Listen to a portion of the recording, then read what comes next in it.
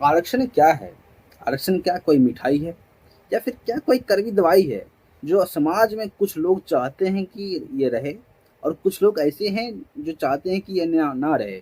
तो चलिए जानते हैं कि आरक्षण क्या है, किसको प्राप्त होता है और कैसे मिलता है, क्या और क्यों मिलता है।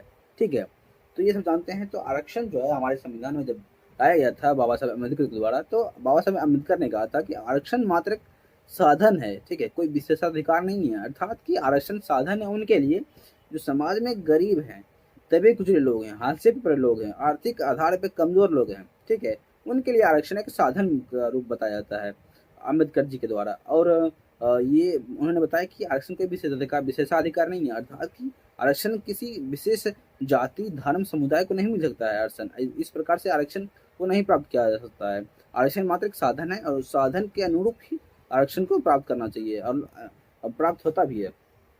तो चलिए जानते हैं कि आखिर आरक्षण को लेकर अभी समाज में, वर्तमान समाज में ऐसे कॉन्फ्लिक्ट, ऐसे बहस क्यों चल रहे हैं, ऐसे इसे हटाने की बात क्यों चल रही है। तो चलिए जानते हैं इसके पक्ष और विपक्ष में तर्क क्या है। तो इसके पहले पक्ष में जानते हैं कि इसके पक्ष में क्या तर्क बताते हैं लोग। तो इसके पक्ष में ऐसे तर्क हैं कि ये ऐतिहासिक न्याय, अर्थात कि जो इतिहास में कुछ ऐसे वर्ग थे जिन पे अन्याय हुआ था, जिनके साथ अन्याय किया गया था लोग, कुछ उच्च वर्गों के द्वारा, तो उसके कारण और सामाजिक न्याय के कारण उनको आरक्षण मिलना चाहिए। ठीक है, और ये समावेशी विकास, अर्थात कि समाज के दबे कुचले लोगों को प्राप्त होता है, जिससे वो समाज के मूल धारा में प्रवेश कर पाते हैं, समाज की मूल धारा से चल पाते हैं, उनको मिलता है। और ये समाज में एक सकारात्मक भेदभाव करता है। अर्थात कि जिनको कुछ भी नहीं है, जिनके पास आर्थिक आधार पे मजबूत सॉरी कमज़ोर है, तो उनको जब मिलता है तो ये एक सकारात्मक भेदभाव देखने को मिलता है कि जिनके पास कुछ नहीं है उनको आरक्षण प्राप्त होता है, तो वो समाज में मुख्य धारा में आते हैं। और इसके पक्ष में क्या विपक्ष में क्या तर्क दिए जाते हैं। विपक्ष में भी बहुत सारे तर्क हैं, जैसे में ये मेरिट प्रणाली के विरुद्ध है। अर्थात कि मेरिट प्रणाली, जो विद्यार्थियां हैं जो जॉब्स के लिए फॉर्म भरते हैं, परीक्षाएं देते हैं, या फिर कोई एंट्रेंस एग्जाम के लिए परीक्षाएं देते हैं, तो उसमें इस प्रकार देखा जाता है कि जो अच्छे नंबर प्राप्त करते हैं, जो उच्च श्रेणी के लड़के या फिर छात्र होते हैं, तो वो करके भी, अच्छे नंबर प्राप्त करके भी वो उनका जॉब नहीं हो पाता है, या फिर वो उससे अच्छा सरकारी स्कूल कॉलेज नहीं मिल पाता है, स्कूल नहीं मिल पाता है।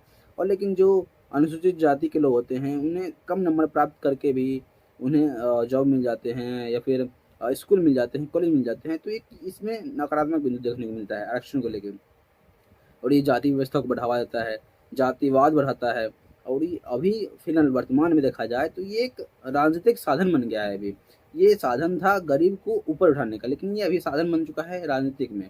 अर्थात राजनीति में कैसे ये एक वोट बैंक की तरह काम कर रहा है। अर्थात कोई भी राजनीतिक पार्टी आता है, वो बोलता है कि मैं इन जातियों को इतना आरक्षण दूंगा, इतना आरक्षण दूंगा, तो इस कारण से एक वोट बैंक की तरह काम करता है।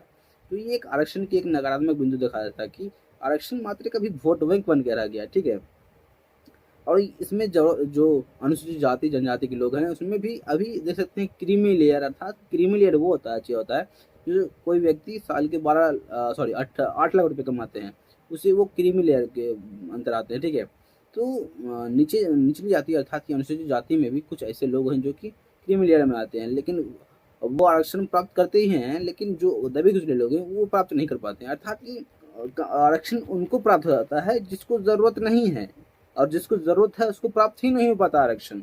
एक ये नकारात्मक बिंदु में देखने को मिलता है। ठीक है, और ये सब चीज़ें हैं आरक्षण को लेके, जो कि समाज में इनको लेके कॉन्फ्लिक्ट चलता रहता है कि आरक्षण होना चाहिए, आरक्षण नहीं होना चाहिए।